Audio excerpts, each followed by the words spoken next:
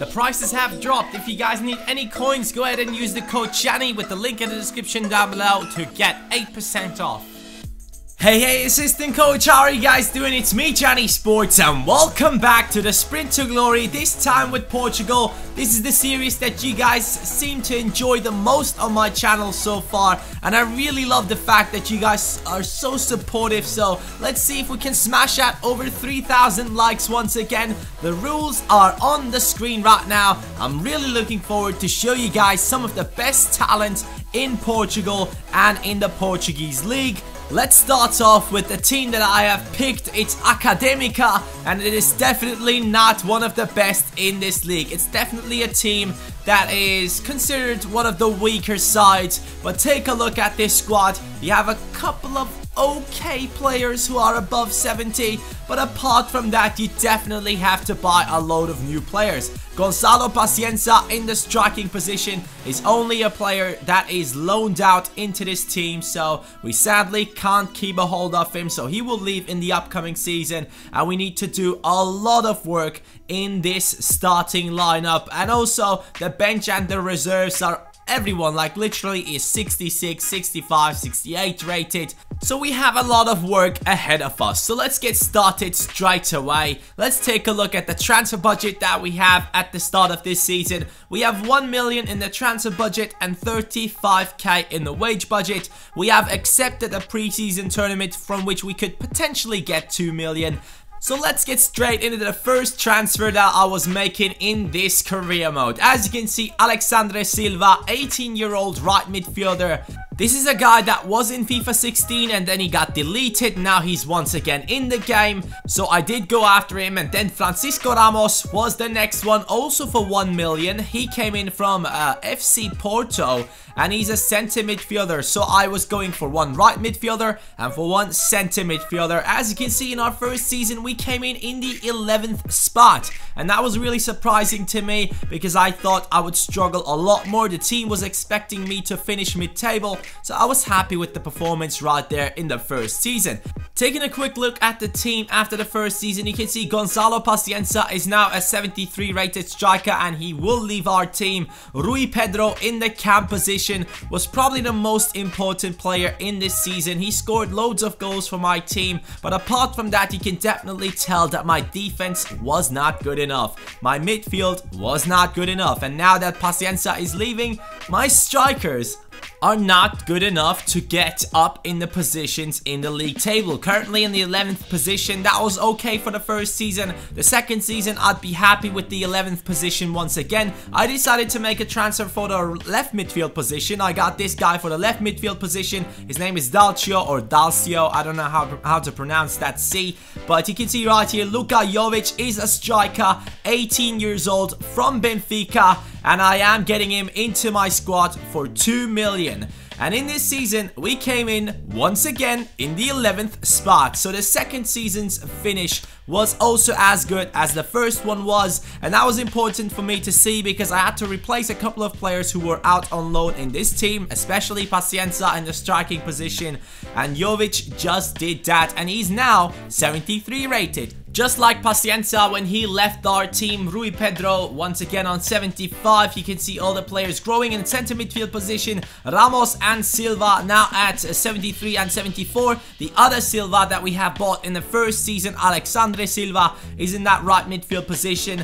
But our center backs are really terrible. So I have to go ahead and finally get myself a couple of good center backs in the future. But the thing is, in the Portuguese league, you sadly do not have that many big center back talents. So I had to go for Chidozie Avaziem. I'm really happy that I could actually pronounce that name, but he's 20 years old now, from FC Porto, came into our team as a 73 rated center back, and that was a big upgrade from the 68 and 69 rated center backs I also had in my team already. So that was good. That was very important to improve our defense, and once again I did go after another center back for 2 million, Nelson Monte, and he was a good purchase for Academica, also playing alongside Avazie in the center back position, and he looked quite good, and he was also 6'2" tall. I think the other center back was also 6'2" tall, so both of them had some decent height on them.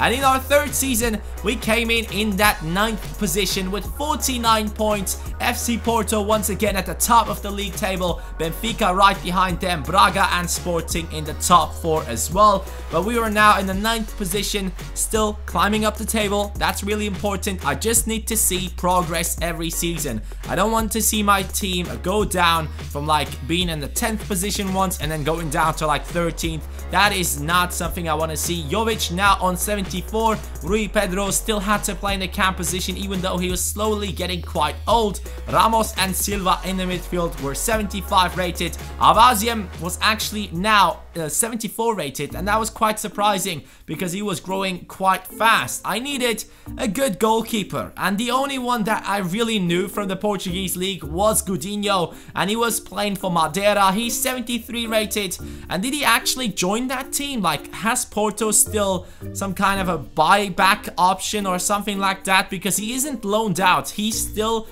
is listed as a player of Madeira in FIFA, and I would really like to know that. But assistant coaches, in our 4th season, we came in that 7th spot, and the team was expecting me to reach a high finish, and that was the last spot I needed to get to in order to be able to do that, because I think it goes from like 7th to 4th. But let's take a look at the team once again. Jovic now 76 rated. Silva on the right hand side is now my highest rated player in my team. The other Silva in the center midfield position, together with Ramos, is now 76 rated as well. And now the time has come to take a look at the free agents. Normally I like to look into them after 3 seasons, but after the 3rd season there was basically no one, and now we are in the 5th season, starting off in this transfer window by buying a couple of free agents into our squad.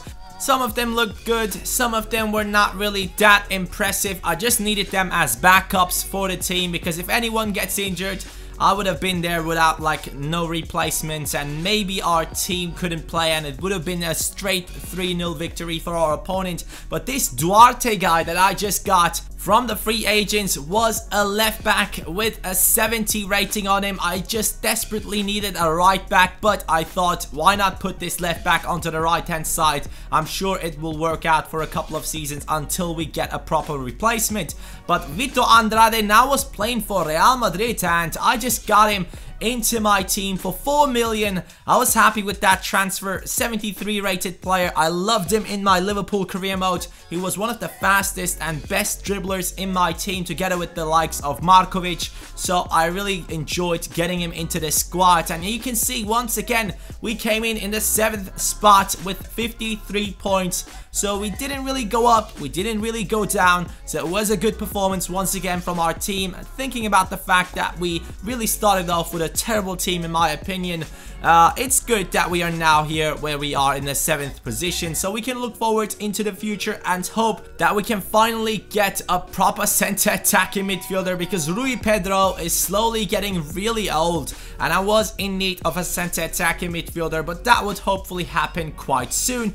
Taking a look at the bench and reserves, you can see that we barely have any players above the rating of 70, but now we had sold Vitor Andrade for 12 million to Young Boys Bern. I think that's their name, I'm not too sure, but let's just say Young Boys. But Renato Sanchez was the guy I did go after on the pre-contract deals, and also for Gonzalo Guedes. So I've now gotten myself 2 amazing Benfica talents on pre-contract, and now I was going after 2 other ones. Palhinha from Sporting Lisbon, not Sporting Lisbon, Sporting Portugal, I'm sorry, that's the way we say their name in Germany. I've gotten him into my team on a pre-contract as well. And Nelson Semedo, welcome to the team on a pre-contract as well. So we have now gotten 4 amazing talents into the team, and surprisingly, before they even joined my team, I've won the league. Jumping up from the 7th position into the 1st, this was the quickest time one of my Sprint to Glory teams has gotten to the first position, and that was so surprising. I was never expecting that, and we would have Champions League football in the upcoming season. You can see Rui Pedro now going down to 74, dropping down from 75, and Zvala, who is a young free agent that we have gotten into our team, is now in the left midfield position, replacing Vito Andrade. But somehow, assistant coaches, I honestly don't know how Shawcross got into my team. I looked at all the messages from the board and I couldn't see anything. At the end of the season, I just realized, holy shit, I have Shawcross and he's 81 rated and my transfer budget hasn't gone up or down.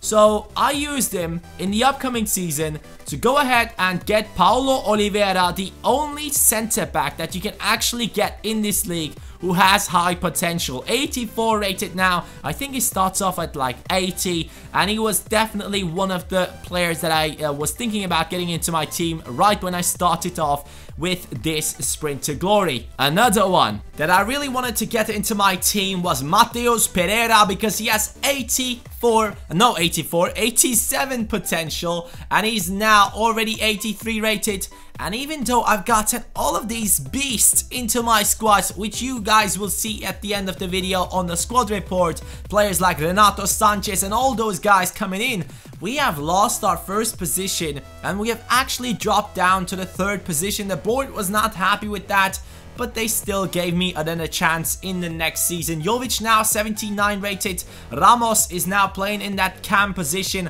He was formerly a center midfielder for our team. Palinha 84 rated. Sanchez 85 rated. Oliveira 85 rated. Guedes now 82 rated. Semedo 83. So you can definitely see that we are a team that can compete for the title. But Jovic wasn't enough anymore. So I did go after Diego Jota, who is now 83 rated. Normally, in my opinion, should definitely be a striker in this game. And he is a beast. And I played him in that striking position instead of Jovic, who my board just sold without me giving my decision on that one. So my board was making decisions all over the place without me even knowing about it. But after that season in which we dropped down to the third place, we did go up once again into the first spot, and we have gotten the league title again. Sporting this time below us. FC Porto actually in the 5th position. It seems like they're struggling, but let's take a look at my team. Jota coming into the team as an 83 rated player, now 84 rated. This time it's not Ramos playing at cam, it's actually Silva now playing at cam, the first transfer of our team. Renato Sanchez 87 rated already. Semedo did just go up and go up, he just didn't stop. 85 rated. Oliveira stuck at 85, and Avaziem is definitely a player that we have to replace quite soon, because 77 isn't good enough to be in my starting lineup in Sprint to Glories. Now I decided to revert to another formation. 28 million paid for Andre Silva. Yes, it's another Silva joining into my team. He's the third one, and I decided to play Jota and Silva up front. So this guy was someone that I used, and I actually enjoyed him so much. I think I used him in FIFA 16 at like the start for something, I can't remember, maybe the top 5 talents. I think he was in the top 5 talents of the week, and he was so good. So I decided to pick him up, and it got myself the title once again. This time Porto was quite close. They were right behind us with 3 points between us both. But you can see Jota and Silva at 85. Those two were doing some work. Renato Sanchez 88 rated.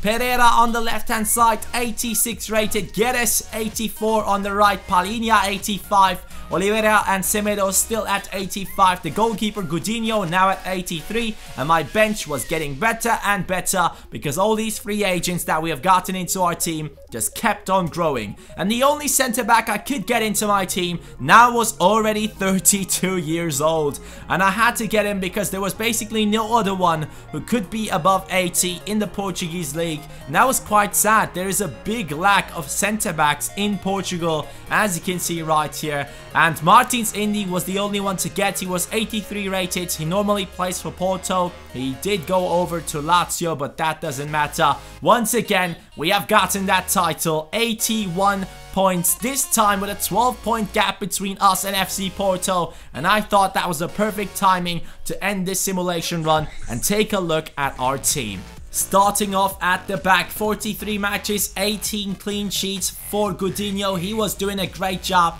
but this was the biggest surprise for me. I really never expected Semedo to go up to 86. He was just incredible. Duarte, the free agents, coming in at a 70 rating, now is 82 rated. Guedes, 85 rated. He got a potential downgrade in FIFA 16. He dropped down to 84 from like 87, but he was still really good. Renato Sanchez, man, this guy is insane. He played in that centre midfield position, 9 goals and 12 assists. That is incredible. Mateus Pereira, not so good on the statistics, but in the game he's incredible. Andre Silva with 19 goals in 43 matches. That was quite good. But Diego Jota, man, he did go up to 87, 43 matches, 29 goals and 18 assists. How good can you be, man? This guy was unbelievable. I also had him in the top 5 talents of the week, and I have to say he was probably the most impressive player in this sprint to glory. I was never expecting him to go up to 87 and do work like that. Andre Silva was actually the guy that I was counting on because I used him before and I actually liked him more than Jota when I played with these players. But Jota, 87 rated, definitely a guy that you guys might want to pick up. But here are the transfer prices for these players right now. Sanchez, 43.5 million, the highest valued player in my team, and still only 27 years old after 10 years.